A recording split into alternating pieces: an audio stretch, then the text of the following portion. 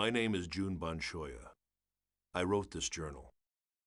I'm a programmer, an AI psychologist, and an employee at CC Corporation. This journal will serve as a collection of my experiences as the lead developer on something called Project GU, and my personal impressions and analysis of a game known as The World.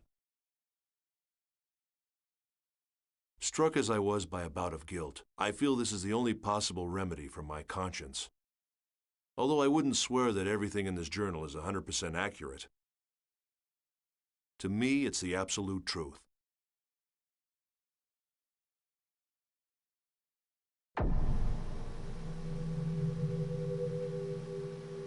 The World is an online game. Players assume the role of a character and enjoy various adventures while chatting with friends. Also by email or through forums, they exchange game information and engage in social interactions that they might not normally experience. It can truly be called a game of communication.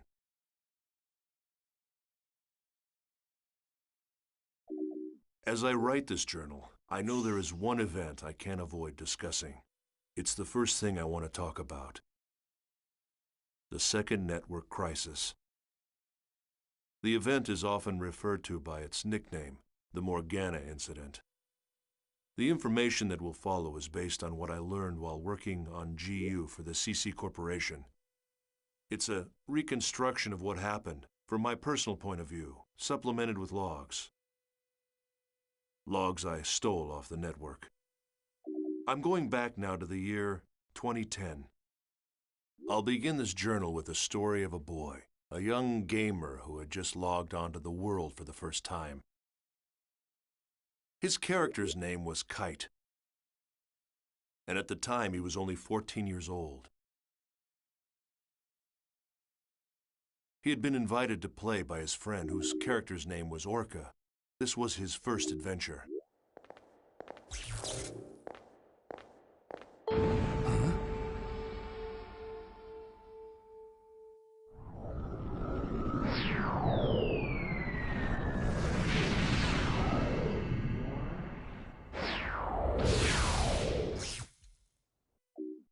While Kite and Orca were journeying through the dungeon, they met a mysterious girl named Aura. Aura was being chased by a rogue monster known as Skaith.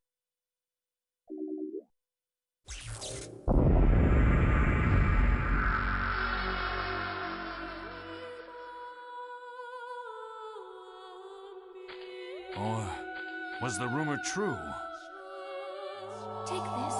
Huh? Please take this. There's no time. Please. What's this? A great force. The power it holds can bring forth either salvation or destruction at the whim of the user. After entrusting them with the Book of Twilight, the mysterious girl disappeared. Soon after, Orca was killed when Skaith attacked him with an unauthorized and illegal power, and the character was lost. As a result, the gamer who was playing as Orca fell into a coma.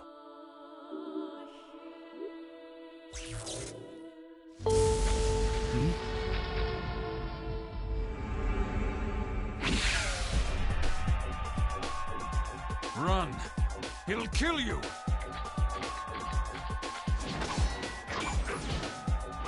What the hell? What is this? There's something wrong. Nothing works!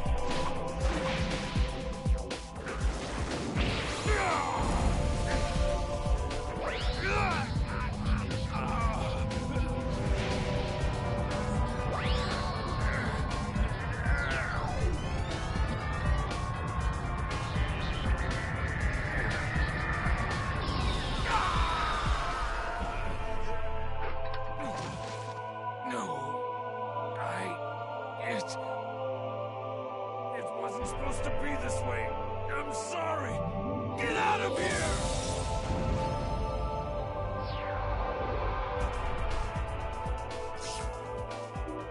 I know it sounds like some cheap sci-fi movie, but the player actually fell into a coma because of this online game.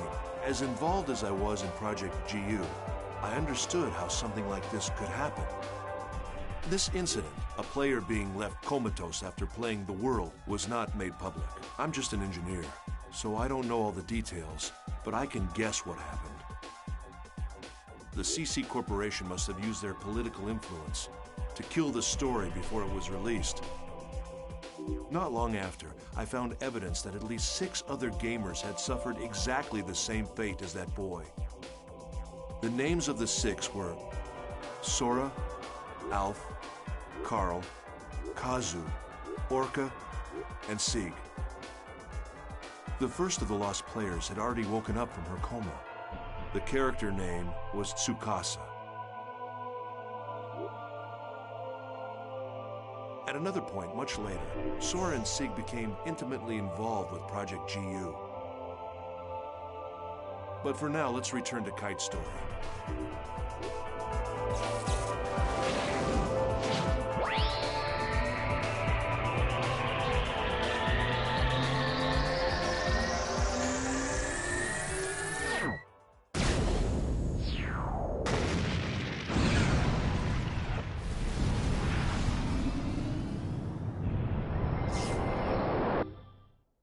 Thanks to the intervention of Helba, Kite was saved from the threat of Skaith. And it was Kite who received the installation book, Book of Twilight, instead of Orca.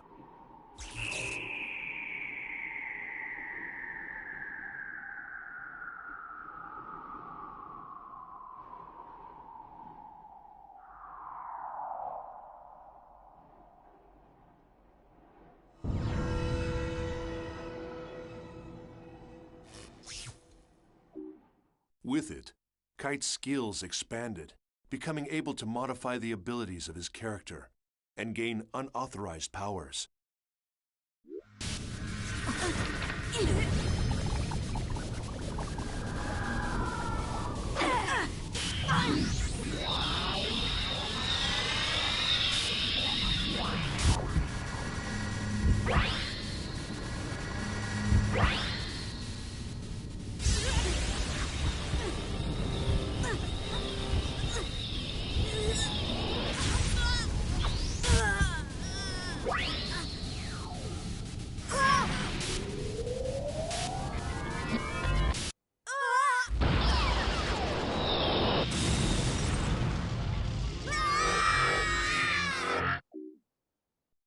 Data drain.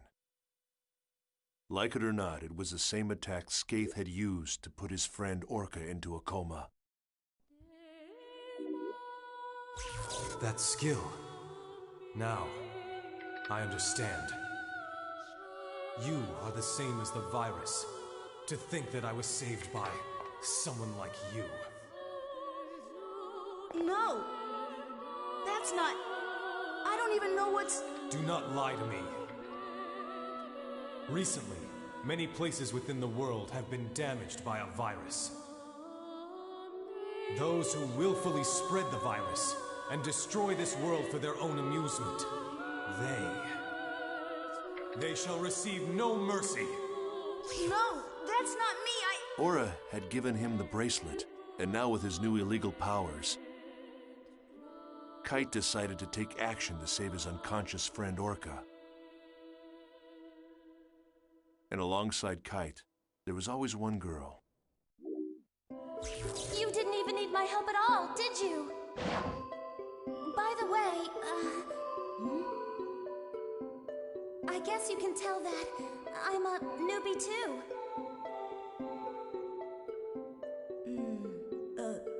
Yeah. It must be pretty obvious by the way I acted back there.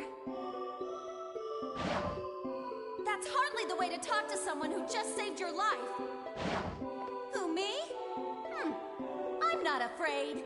No way. Well, all right, I am. I'm scared enough for the both of us. My controller is soaked with sweat. So what about you, huh? Her character name was Black Rose. She was the real-life older sister of Kazu, one of the coma victims I mentioned above. She was also a new player. She had just logged on to the world for the first time to try to save her brother. The two of them were working together toward a common goal. Kite's war continued, and soon many other players joined him. Mia, the mysterious rogue cat, and Elk, the young man that cared so much for her. Yeah, sure. Okay, let's get ready then. Mia? Excuse me?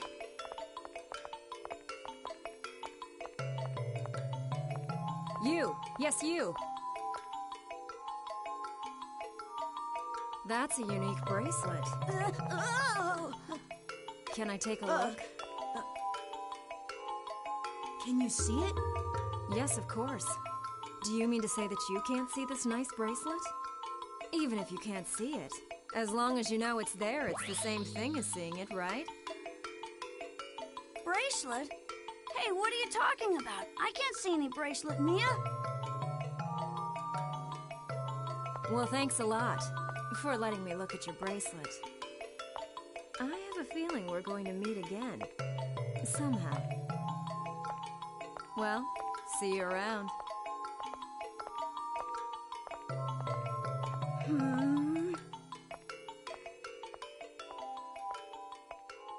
Wait, Mia! What about the aromatic grass? Balmung, who along with his sworn friend Orca, had earned the title Descendant of Fianna, appeared as well. Draw! Draw your sword! Now! I do not speak with hackers. Then I must ask. I have not been able to contact him since that event. What has become of him? I do understand. But you need to face facts. With you two involved, things get worse. That's how I see it.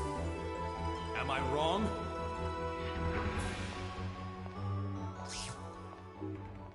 And Helba, the legendary super hacker. You don't have time to get depressed. Who are you? A friend, or perhaps a foe. A meddler with a warning.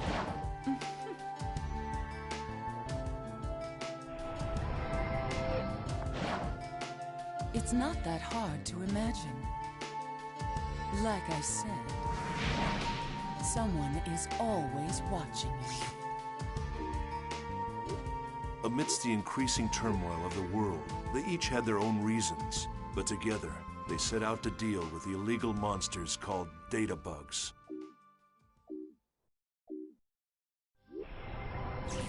Aura? I see you received the mail I sent you. Yet, however, it's too late. Wait! There's something I have to ask you.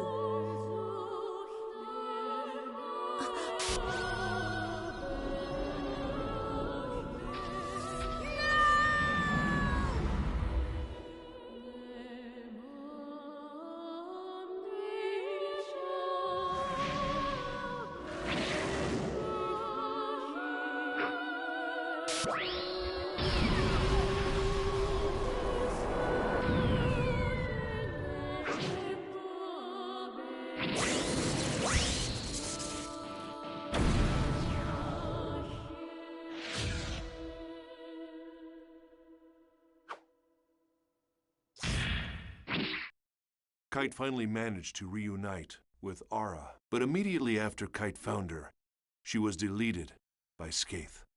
Aura's data was chopped into segments and frozen in various locations around the world.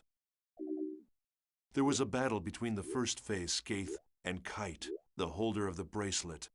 Kite managed to gain a difficult victory, but what he couldn't imagine at the time was it was just the opening battle in a long, long war.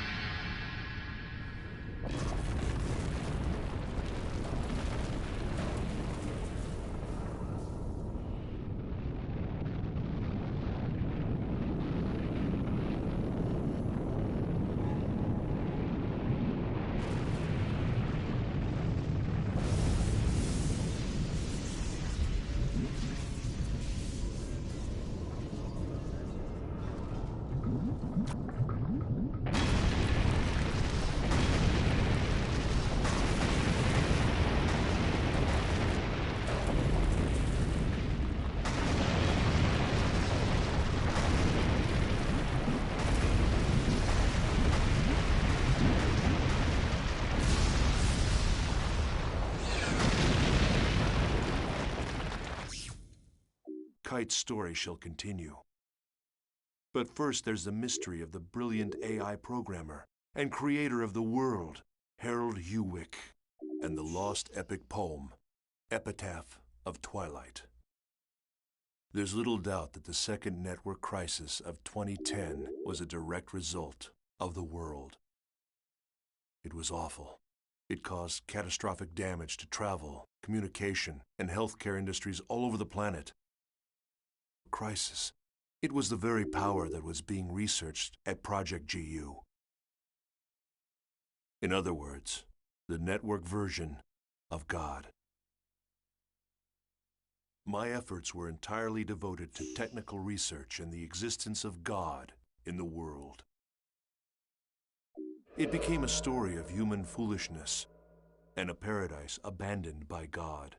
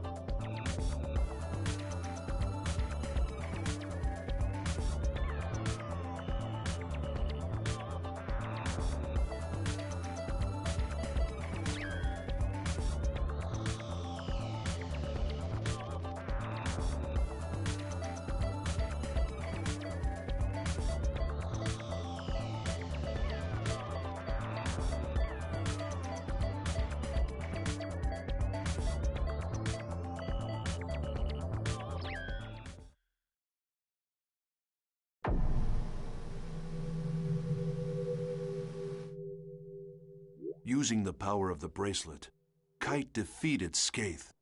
But instead of rescuing his friend Orca from the coma, Kite's victory actually led to the birth of a new, frightening enemy, Kubia.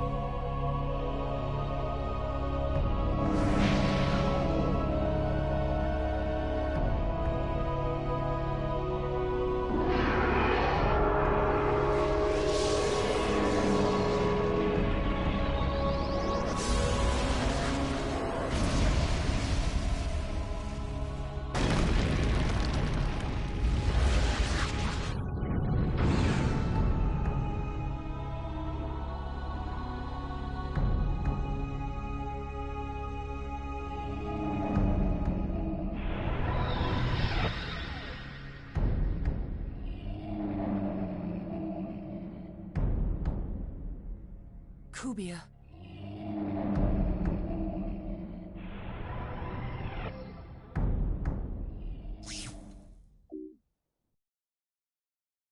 Leos, the system administrator at CC Corp, viewed Kite's behavior as potentially dangerous.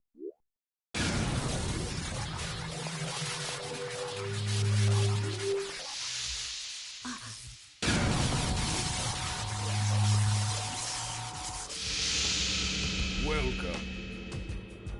I am Leos. Kite was determined to do whatever was necessary to save his friend. Then the situation would not have deteriorated. You not only did But to nothing about Balmung, the coma who represented average players, and to these system administrators, the ones who maintain the world, the power of the bracelet was nothing more than a cheat.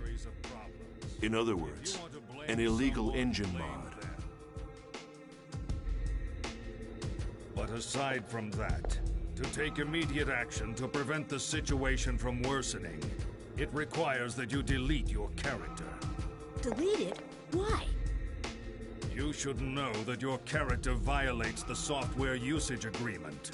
Installation of an illegal effect. You do know what I'm referring to. I will delete you. Wait a moment.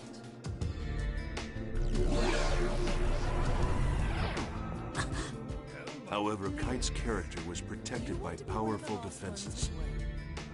And even the system administrators were unable to cancel his account. Right here and now. No way! I wouldn't do that! I know, since you aren't stupid. The stupid one is this pig-headed man. You don't even understand how it works, yet you'll delete it before finding that out. Or do you even possess the ability to delete it in the first place? The boy's character data is so well protected, the system administrator can't even crack it. In spite of the fact that you developed a vaccine and disguised it as a rare item. Deleting those you cannot control is something that a pighead would do. Thanks to some help from a hacker named Helba, Kite was able to escape surveillance by Leos. Hold on! Wait, what do you mean that you don't? Intrigued by Kite's powers, Helba told Kite of the relationship between Orca's coma and the Epitaph of Twilight. The Epitaph of Twilight was an epic poem that spread around the internet and inspired the creation of the world.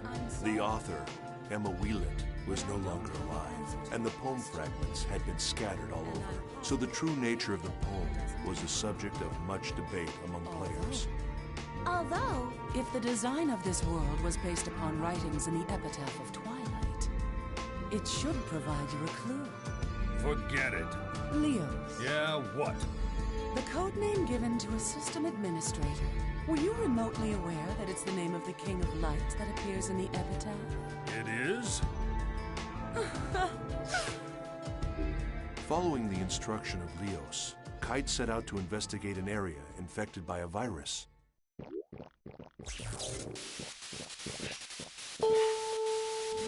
huh? Ah! Oh no! What now?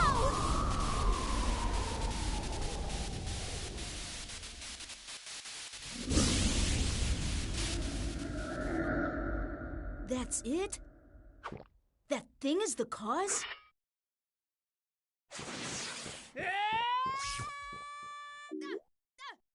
That's where he defeated the second phase, Innis.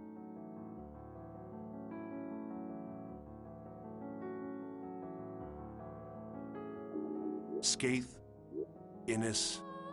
Yes, this was exactly the Morgana factor that we were researching at Project GU. After defeating the second phase, Kite found one of the segments Aura had been divided into and liberated it. Following this, Kite made his way to an area Aura had told him about in an email, where he encountered Kubia.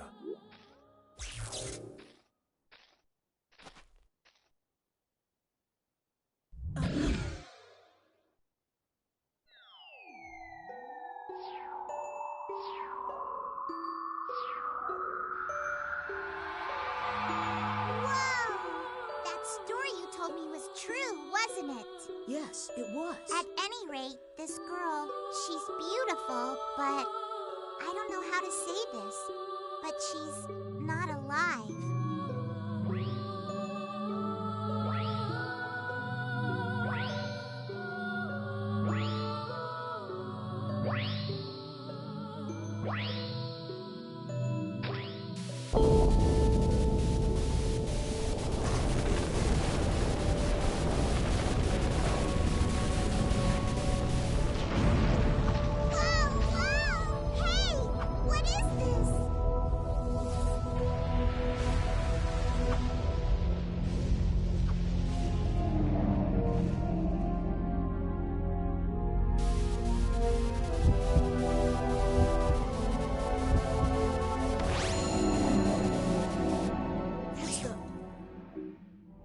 Using the bracelet's power, Kite was able to fight off Kubia for the moment. Believing that freeing Aura was the only way to solve the mysteries that had been plaguing him, Kite redoubled his efforts. It was remarkable. Kite, this lone young man, was attempting to do by himself what we, the members of Project GU, had spent countless man-hours and huge amounts of money working towards. No special knowledge, no help from anyone. With only the strength of his own convictions, this young man, this Kite, pursued the mystery of the epitaph of Twilight. To that end, Kite contacted an information broker, someone named Wiseman. From Wiseman, Kite learned about the epitaph of Twilight and the 8 phases of the Cursed Wave. He went to visit an unauthorized server called the Net Slum. This was a place within the world that wasn't part of the world. A kind of gathering place for hackers, rogue AI characters, and other types of junk data.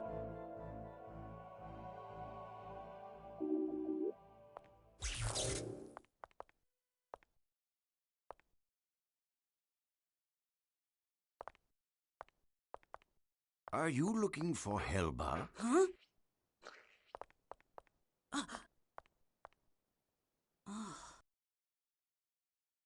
Yes. It so happens I briefly heard from her recently, the epitaph of Twilight. To sum it up in a nutshell, it is a tale. Or to elaborate further, it is a saga that recounts how the Age of the Spirits came to an end. The tale of an end? Indeed.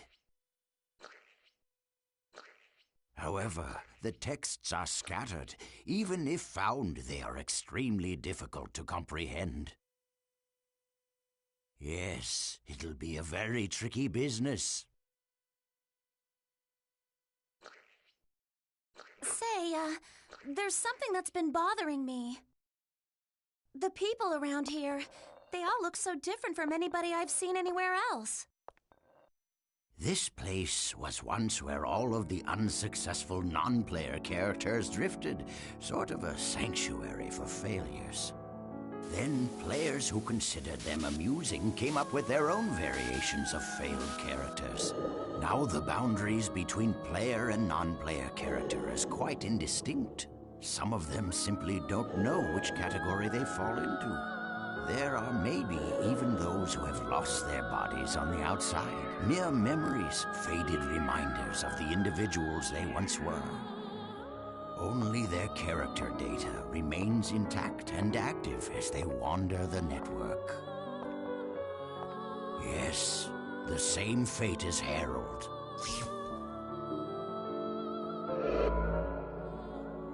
Hacker's Paradise. It was there that Kite reunited with Helba. If anyone could be called the creator of the Net Slum, it was Helba. In the Net Slum, Kite learned more information about the original creator of the world, Harold Hewick, and his goal. He also learned that at the heart of the world exists another consciousness separate from Harold. Just then, Balmung and Leos appeared.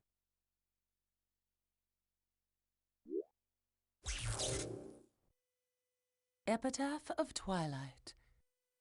Both of you have succeeded in reaching it as well, I see. Oh, look. We have an unusual and unexpected guest. As a representative of Net Slum, I greet you. Welcome to paradise. Mama.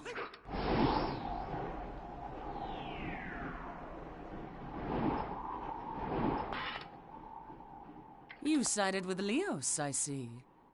You cracked easily for someone who was so sure of himself. Don't judge! I'm not like you! Stalking the boy is shameful behavior. You've disgraced the name of the descendant of Fianna. What? Balmung, you used us? It was necessary. To restore order. Order.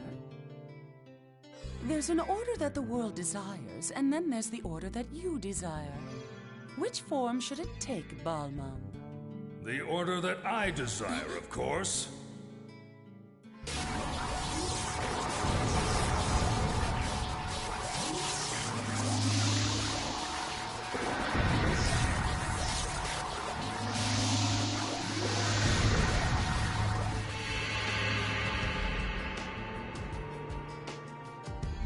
Our featured performer.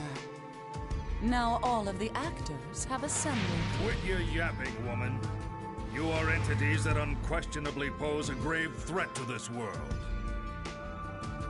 I'll delete you all! Oddly, Leos was the name of the King of Light, mentioned in the epitaph of What Twilight. did you do? And Helba was the name of the Queen I of Darkness. haven't done anything. This is her doing. During Leos and Helba's It appears that she confrontation, doesn't care another for us. strange phenomenon occurred, this time in Net Slum. It was the third phase Yes. Magus. The situation took In a sudden other turn. words, this world itself.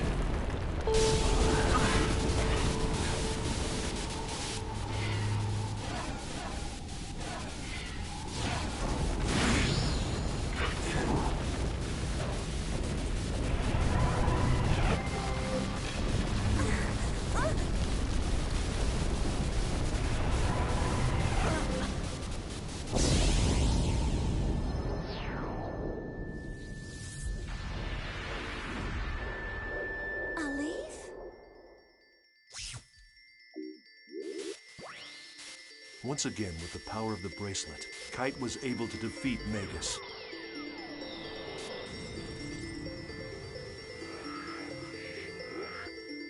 But another problem was awaiting him. The town that had had its data destroyed.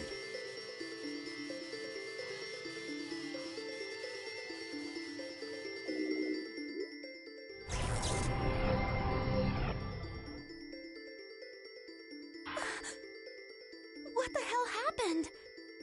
You're kidding me, right?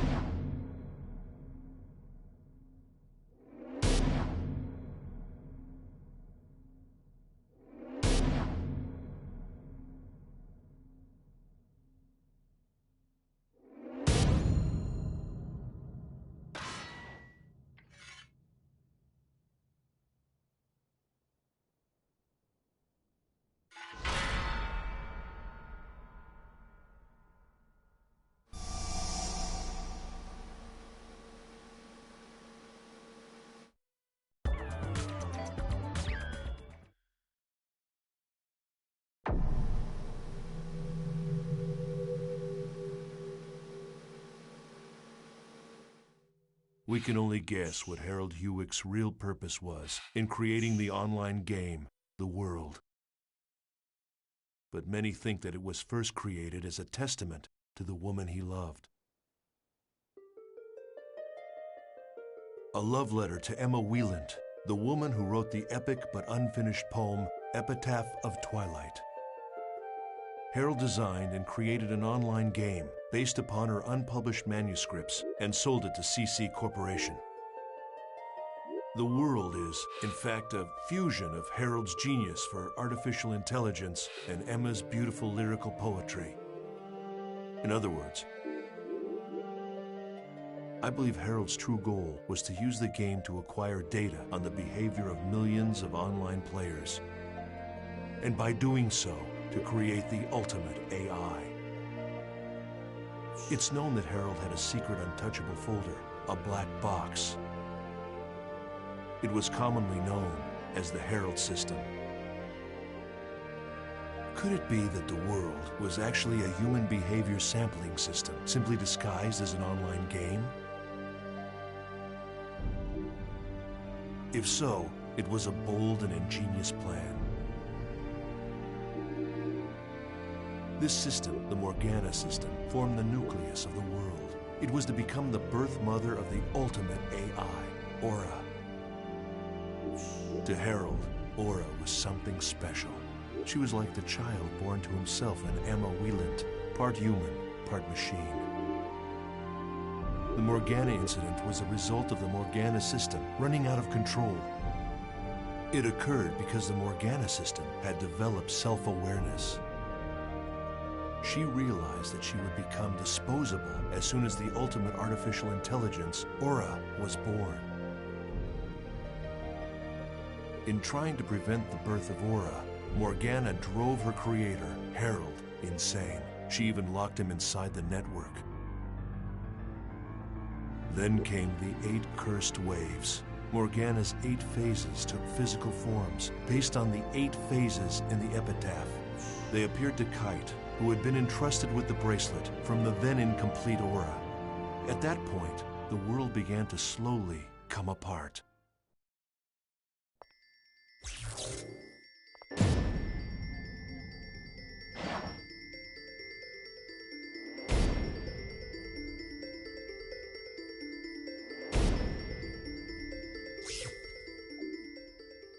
After destroying the 3rd phase Magus, Kite returned to Root Town, only to find the world completely in ruins. Server trouble increased. Game data was being destroyed by viruses. In short, the world was beginning to break down. Then strangely, these abnormalities began to expand and spread into the real world. Kite anguished over the fact that each time he used his bracelet, the problems with the world seemed to increase. However, with the encouragement of Black Rose, whose real-life younger brother was still in a coma from the incident, Kite reconciled with Orca's friend, Balmung, and decided on a course of action.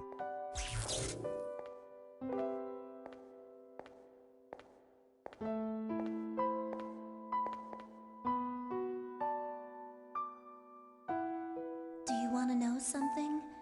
My brother fell unconscious here. Oh. I didn't tell you because I couldn't find the right time. Sorry. When I first met you, I forced you to come here, right? Yeah. I wanted to see what had happened here with my own eyes, yet I was too frightened to come here by myself. And I still feel that way. I'm very, very scared.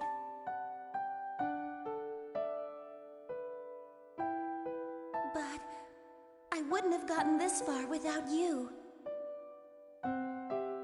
So, what am I going to do if you start doubting yourself? How am I supposed to cope? Does a big sister have to be happy? I want to... Black Rose. Please don't cry. What do you mean? I'm not crying. You can't even see me, so don't make any assumptions.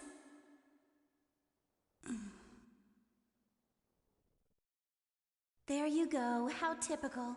You always clam up when you should be talking.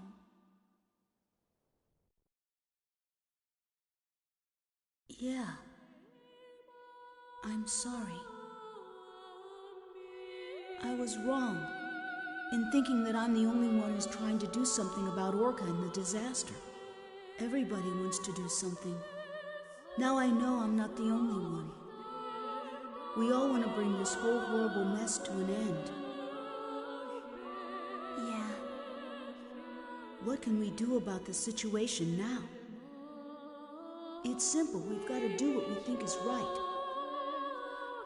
That's the only way we'll move forward. Yep. Let's do it together. Things will work out. My intuition is pretty good. Well, I'm off to go see my brother. At the hospital? Mm-hmm. Thanks. Thank you. To you, too. So, why did you help me? I scorned you when you both fought bravely. I am guilty of resorting to more cowardly means. You ask, why did I help you, but why shouldn't I? Yes, of course. I seem to have lost myself in hatred for the power of that bracelet. The power itself isn't good or evil. There are only evil intentions. It appears that I am the one who may have been selfish. A great force. The power it holds can bring forth either salvation or destruction at the whim of the user. What's that? The girl, Aura. That's what she said when she gave me the bracelet. I see. You are indeed the one who should wear the bracelet. I'm sorry for what I've said and done. I apologize. Balmung. I want to restore this world, and like you, I want to help Orca as well. However, it's not something I can accomplish alone. Perhaps you could lend me a hand. I am being selfish. Go right ahead and laugh. I wouldn't laugh because I happen to have a request too. Care to hear it? I want two things. To help Orca and to play in the world that's not corrupted. But it's really not something I can accomplish alone. Could you lend me a hand? Of course.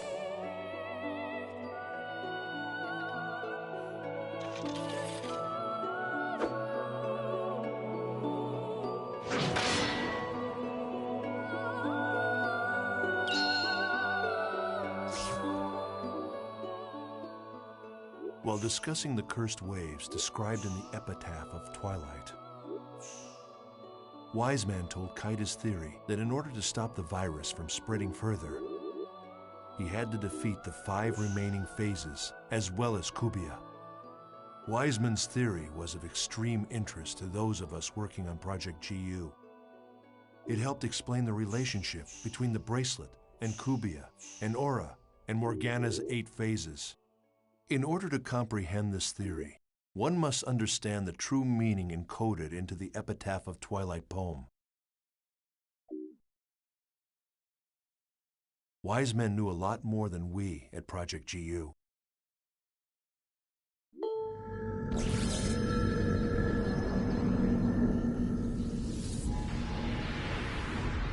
What the hell? It's a mask this time! Launching program. Audio and visual communication from this end will now cease functioning. White noise on the screen will signal the start of battle. Good luck. Ready!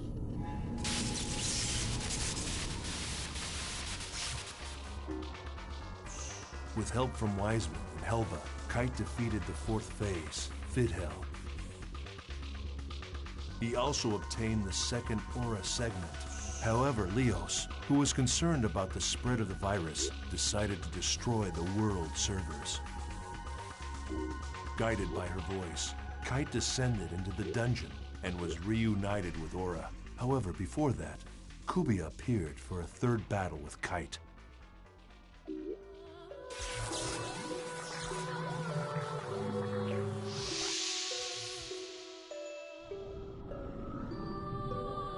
Damaged data?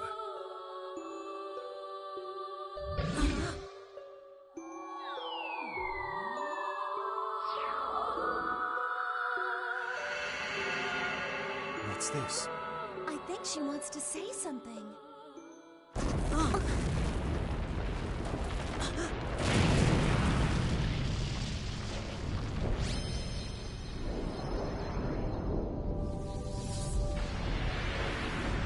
Huh? What is it? Something like that exists? It's that thing again! It's big. Too big. Can we defeat it? It's growing. As if responding to the call of the bracelet, Kubia's strength grew enormous. Kite must have felt terrible, having upset the very balance of the world. Or perhaps his mental state was like mine. Perhaps like me, he decided to try and act heroically, using the power at his command to set the world back on the correct path. After a long and difficult second battle, Kite defeated Kubia and made peace between the hacker Helba and the admin Leos. When we learned that, for this battle anyway, we were on the same side as a detested hacker. My teammates and I couldn't hide our surprise. Just as the epitaph of Twilight foretold, the King of Light and the Queen of the Dark were to fight on the same side. And that was how, through the Morgana incident, we were able to achieve the single most important factor in our research at Project GU, the liberation of Sora, one of the 6 coma victims.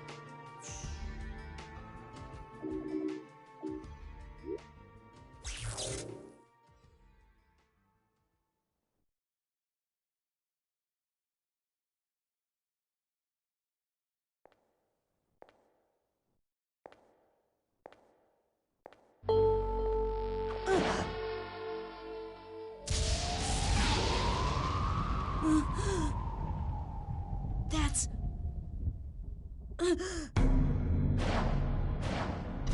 Skate's wand?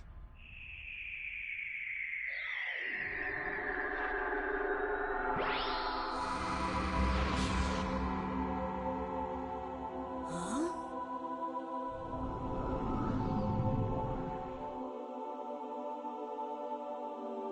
Thank you?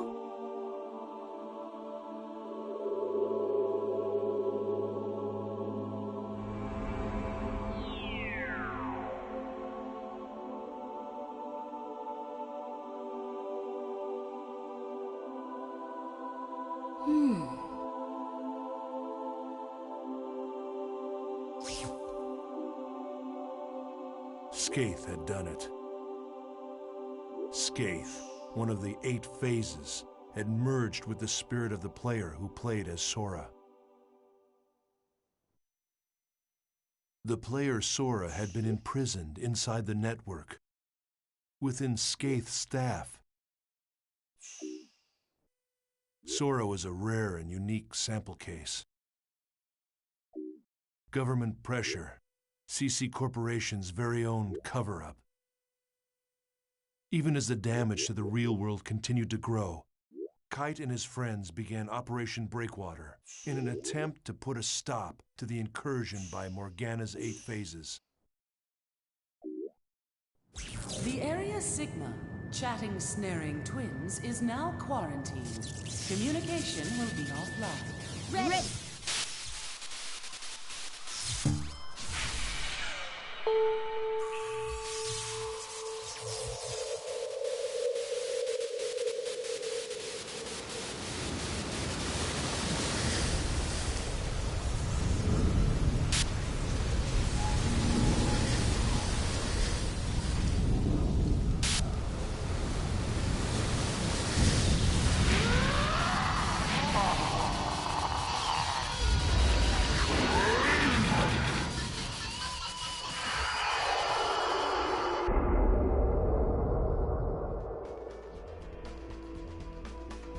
Just who designs these freaky things anyway?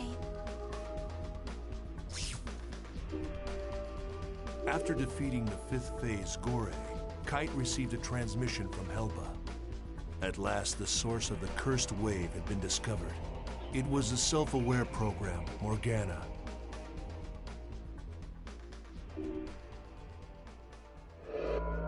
Guilty Universe. Harold Hewick's world of corrupted love and dreams.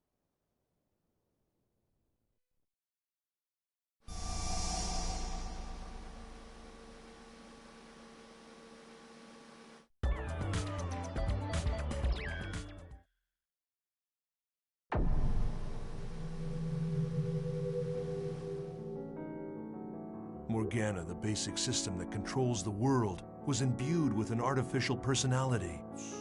Her creator, Harold, had bestowed upon her the role of mother to the ultimate AI, Aura, but she rejected it. Instead, in order to preserve herself, she chose to imprison Harold within the network. And immediately after Aura was born, Morgana decided to delete her. When they learned this, Kite and his friends set out for their final challenge, to resurrect Aura. Oh, it's you. The barriers have been lifted. They're all gone. We can go back and forth freely now. Isn't that wonderful? Tell me, do you happen to know where Elk is? I don't remember. My memory these days is fuzzy. So, who are you?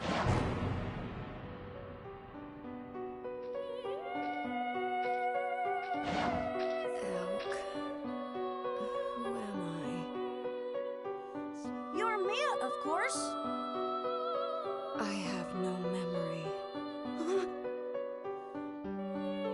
It's true. I only exist in the world. The only memory I have is when I'm in the world. No! Stop it! Mia! I want to stay as me! The true identity of Mia, the cat-like character, was actually a wandering AI program. The sixth phase, Maha. Elk. I'm sorry.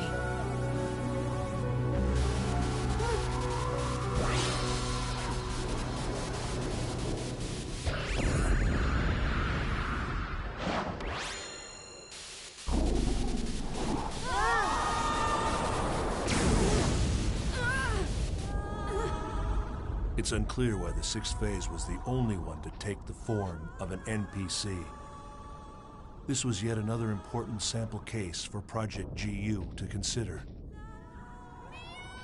Was it possible to establish a character with the Morgana factor and put the powers of the 8 phases of the Epitaph under a player's control?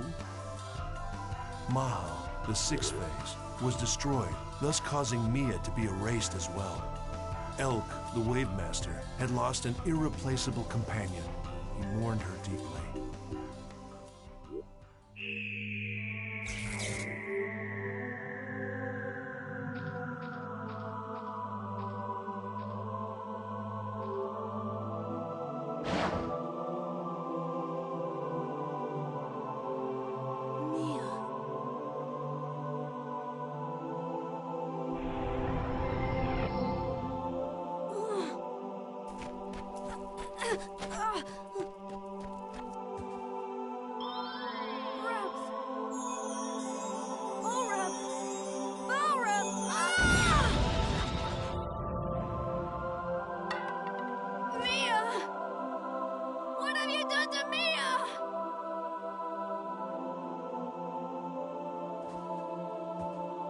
Oh, Elk. Thank you.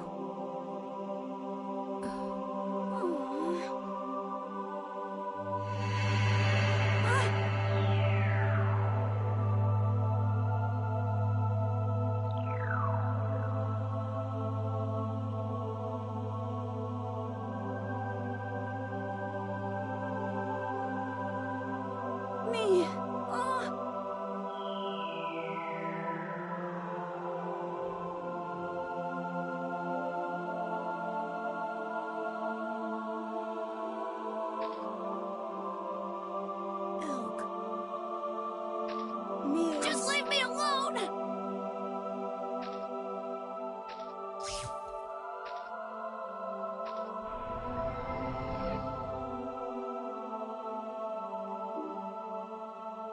Now their quest had reached a point of no return.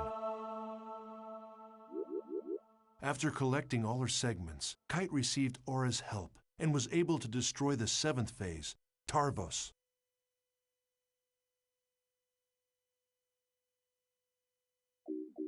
In order to cover up the unfortunate fact that several gamers had collapsed into a coma while playing the world, CC Corp planned to destroy their servers. So to Kite and the others, their greatest enemy may very well have been the greedy, power-hungry humans in charge of the company. If they succeeded, and the world's servers were destroyed, Kite and his friends would never be able to revive the coma patients. Only 2 enemies remained, Kubia and the 8th and final phase. How would he fight the 2 of them? Pressed by time and grasping desperately for an answer, Kite finally met Harold's pseudo-personality deep in an infected area of a dungeon, as well as the newly free Aura.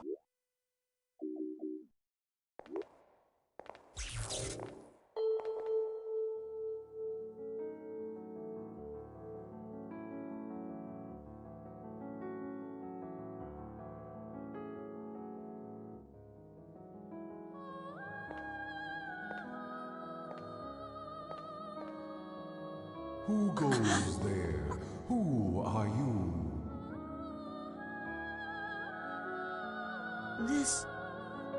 This is Harold? My name is Harold. What? Hey, you're nothing but a piece of rock! You're responsible for the cursed wave, aren't you? All right then, fix this thing! No, the passage of time is irreversible. Birth or death. Now only these 2 choices remain. What? What are you saying?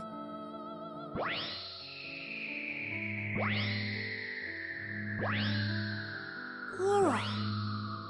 Aura, the child of light. Emma's daughter. My daughter. Just a little more. It's no use. This guy is totally gone. Aura, I have something I want to ask you. You said that I shouldn't fight Kubia, but why? Kubia is the shadow. When there is light burning in the darkness, a shadow is born. When the bracelet appeared in this world, Kubia was born as well. The bracelet and Kubia are the opposite sides of the same coin. Therefore, if you defeat Kubia, the bracelet will be destroyed. Kubia must have already known that, and that's why it kept running away. Kubia will no longer run away. Because I have finally been released. What do you mean? Massive data believed to be the wave is heading in your direction. That's the last one! Destroy it! Traveler, take this to heart. It is darkest before the dawn.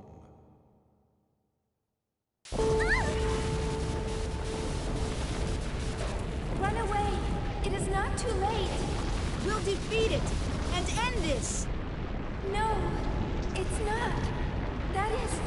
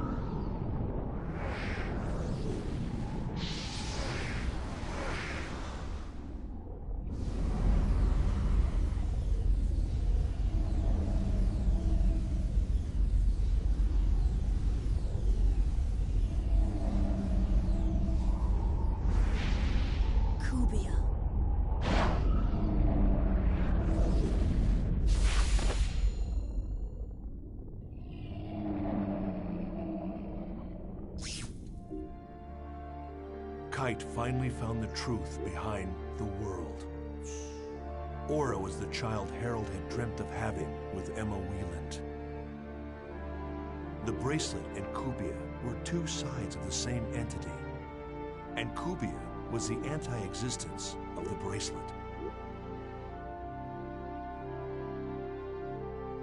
To defeat Kubia, Kite would have to abandon the bracelet. But without the bracelet's power behind him, how could he possibly resist Morgana? Do you think we can really defeat it?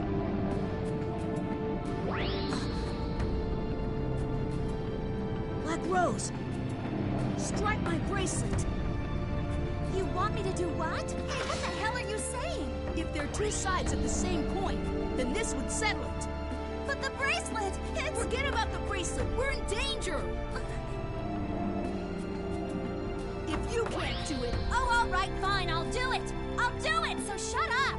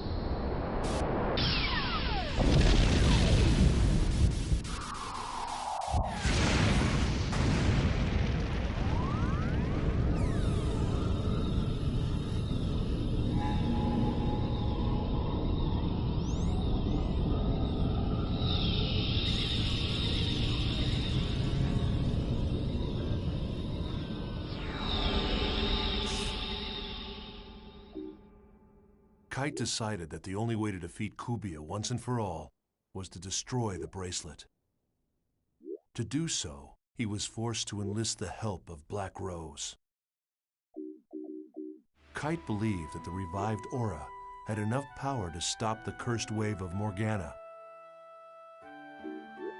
That's what Epitaph of Twilight meant. Twilight refers to a time of day that contains both light and darkness. If the epic poem had in fact been referring to dawn instead of dusk, then that must mean that Aura would bring light to the world.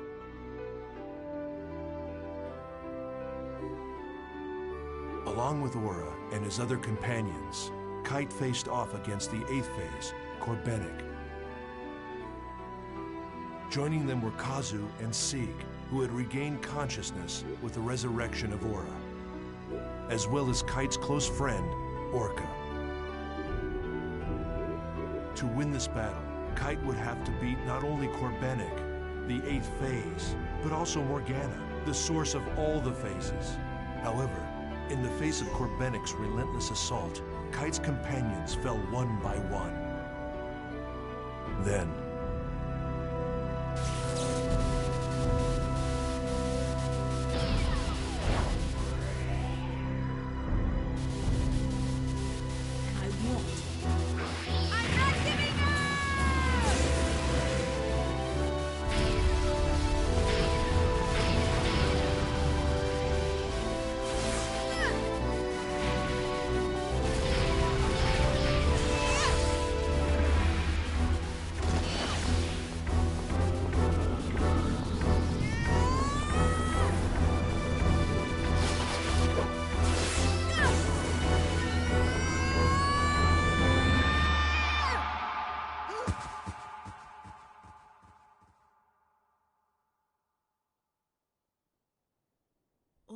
the brutal fight came to an end in an unexpected way. Aura sacrificed her own life on the tip of Kite's sword. Self-sacrifice It was the final act necessary for Aura to awaken as the ultimate AI. It was a bitter irony. Aura had finally become the ultimate AI. She attained a wisdom beyond that of humanity, and in doing so, she formed a new system. A better system in which the world could exist. Yes. It was a far greater dream than any of us at Project GU had ever hoped to see fulfilled.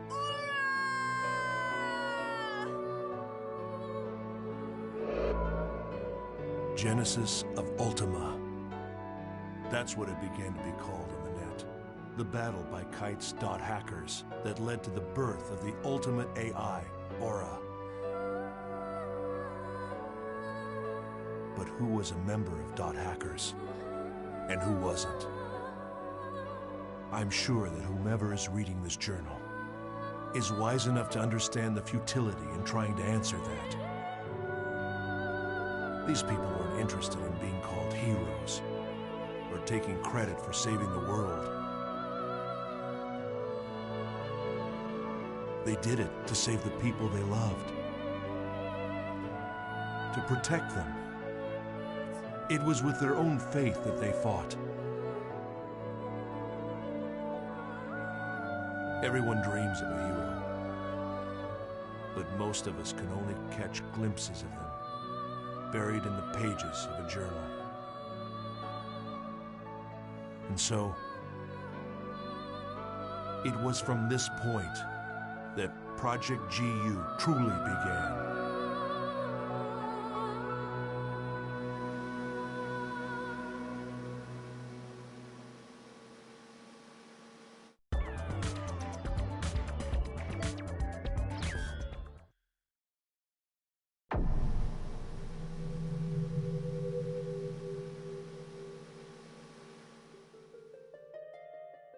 The 4-year period between 2011 and 2014 were golden years for the world. It was no accident that this coincided perfectly with the presence of Aura. After all, the world was an online game managed by the ultimate AI. Even in CC Corp, this was known only to a limited number of people. From the moment it began, no one fully understood Aura, the omnipresent AI system that controlled the world. The average player would have no way at all to even learn of her existence. Aura had inherited the intelligence of a genius, Harold Hewick, and the beauty of a poet, Emma Wieland. She was the ultimate administrator of the world, and a gifted debugger. And yes, she could behave like a temperamental creator.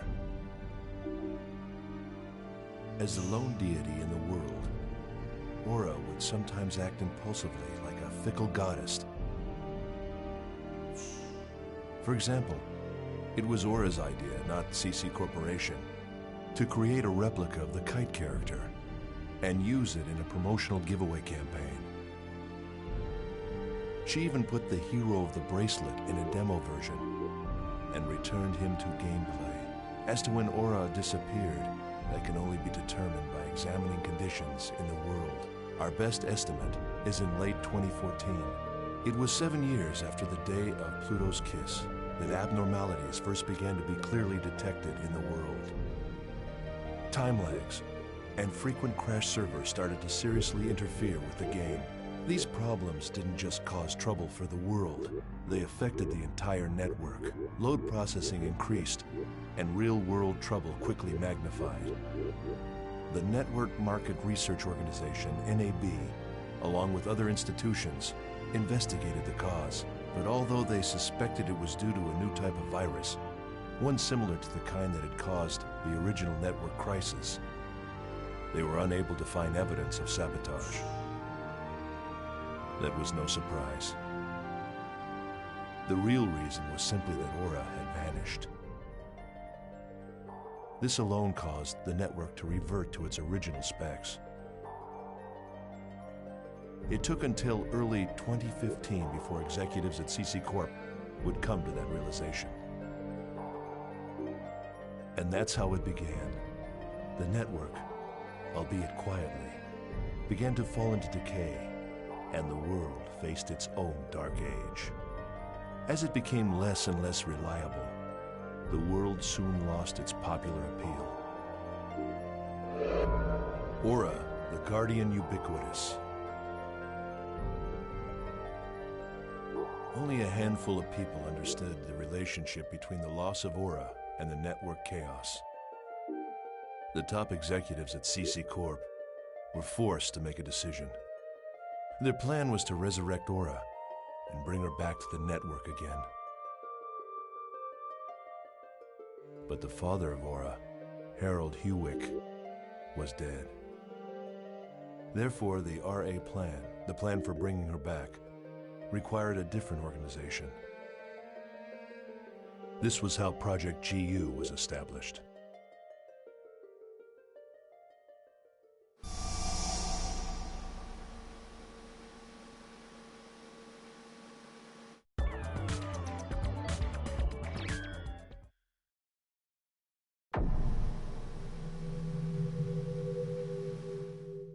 The loss of the ultimate AI, Aura, was the second major network crisis. In other words, the birth of Aura paved the way for the world's second paradigm shift. The world's golden age lasted from 2011 until 2014.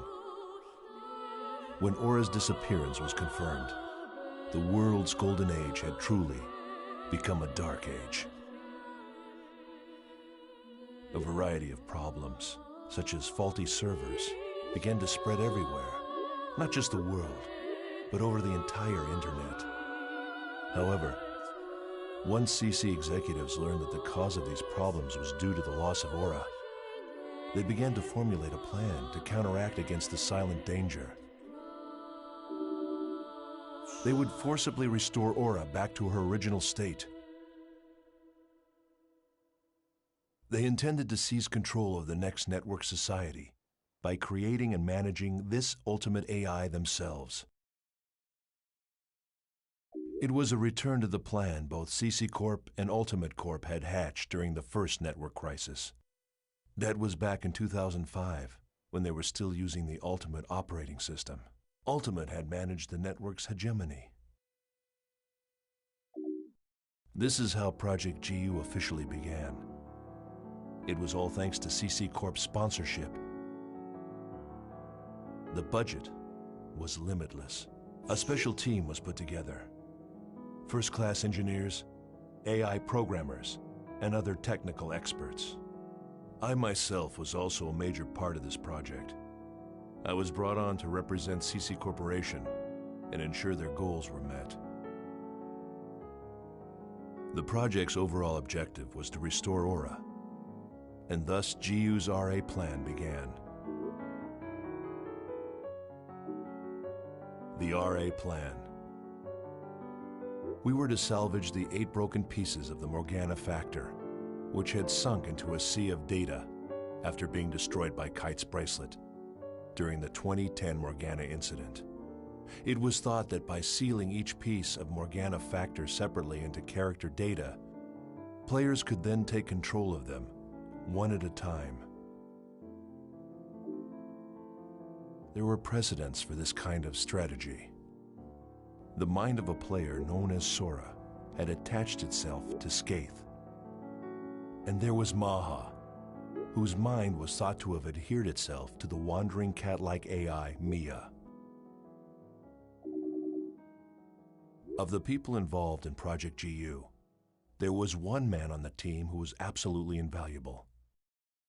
Jotaro Amagi, an elite mind who came to CC Corp at age 19 after working intelligence for the Ministry of Economy. For his age, he was truly a genius.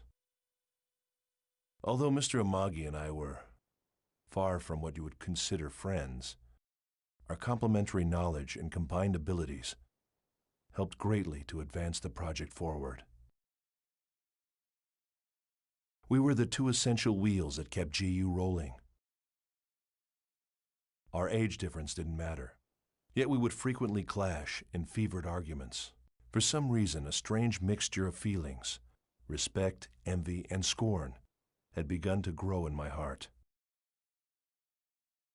Even so, Amagi and myself scoured the network, finally managing to find a single piece of the Morgana factor. It was Magus, the factor for propagation. After a great deal of trial and error, the team finally succeeded in attaching the Morgana factor to a character in the world. This completed prototype became known as an epitaph user, so named for Morgana's 8 phases of the epitaph. The one we completed first was called the Epitaph User of Propagation. However, no one involved in the project, not even myself or Amagi, could use one of these characters. When someone would try to log into the world with one of these characters, an unbearable vertigo, nausea, and headache would paralyze him. The Morgana factor, just as it had in the cases of Skaith and Sora, showed a high affinity for human minds. But perhaps that was only towards the chosen ones. Amagi had a theory that the Morgana factor could choose the player it would attach to, and though conditions were unclear, the Morgana factor would approve only a certain type of human. If that were indeed the case, locating those 8 chosen ones became an important issue for Project GU. At the advice of Amagi, a search team was created within the Security Admin Department. They would filter players in the world to find the chosen ones. Unfortunately, we learned that Sora's real-life player had already canceled his account with the world.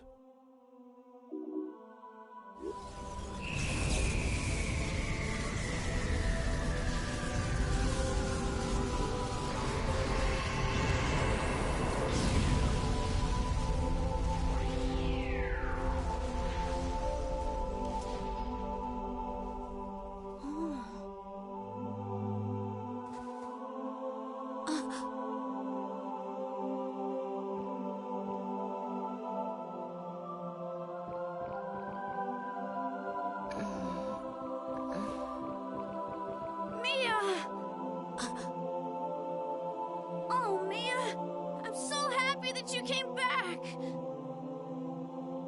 Hi, Elk.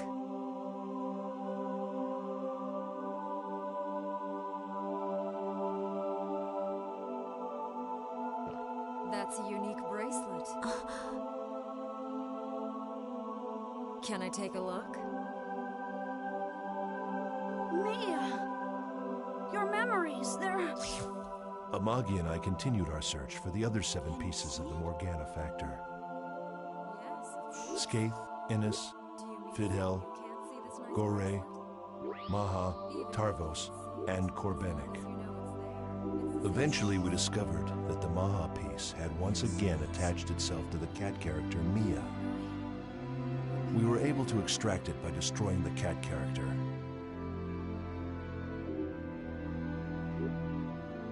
We continued to produce epitaph users one at a time, and eventually we had completed all 8 of them. All we had to do next was allow the chosen ones to control these epitaph users, then have them use the power of Morgana's 8 phases to activate the program Amagi had created.